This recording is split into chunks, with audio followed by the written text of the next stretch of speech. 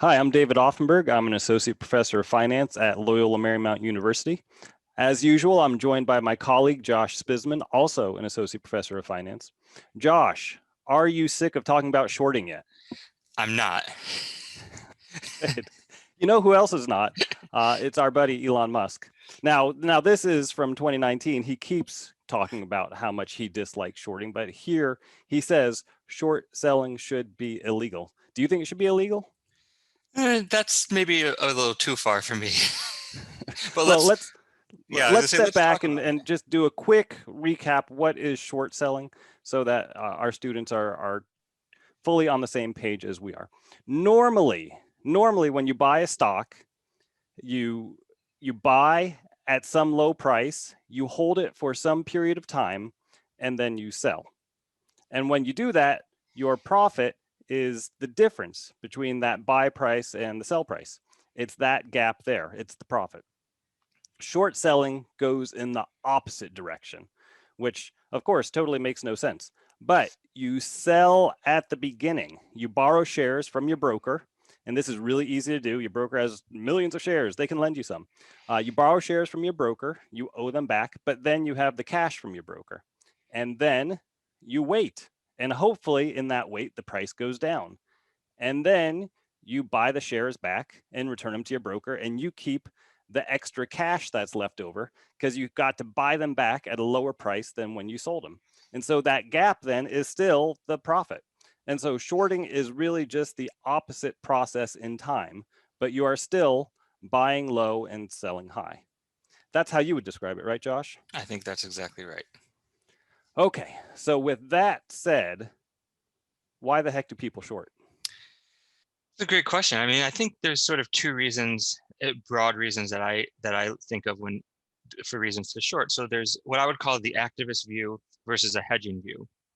And I think the hedging view is maybe the simplest to understand, where you just want to you have a portfolio, you're saving for retirement, for example, and you just want to protect yourself in case there's a big market downturn. So there's going to be certain funds out there that are focused on short selling so that I can protect myself. I don't want to lose all my money for that I'm saving for retirement in a big market downturn. I can protect myself on that downside. So that would be the hedging view.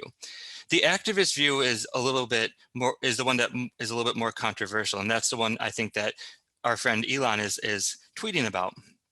In the activist view, we actually have particular companies being targeted, where a hedge fund or some other type of activist investor is focused on this company, and they believe this company is overvalued. So they're And not and so worried for of. Yep. today, can we focus on the activists and can we talk about how they execute that strategy? Exactly. So let's use a good. I think there's a great example with Luckin Coffee. And Luckin Coffee is a Chinese company. And essentially, what happened with Luckin is they were considered to be the next Starbucks. They were talked about in the media, very highly touted company, a company that a lot of investors were getting excited about. In January in January of 2020, Muddy Waters, which is what we would label as an activist hedge fund, this activist short selling hedge fund, And is published that a a research. person or a company? This is a company, it's a hedge fund. And they actually Um, call themselves Muddy Waters. they do, yes, because they're muddying the waters. Although I don't know if that's true. That's how I think of it. Um, so they published a research report and also acknowledged a short position, which basically said Luckin was inflating sales numbers. And there was also some other issues with the business that was in this research report. It's a very detailed research report. But It's how did avail they know that they were inflating the sales numbers? So it's available on Twitter. And basically, someone did the research and was looking at receipts, looking at video recordings of people coming into the stores, and realizing that basically the numbers didn't match up to what was actually happening in reality.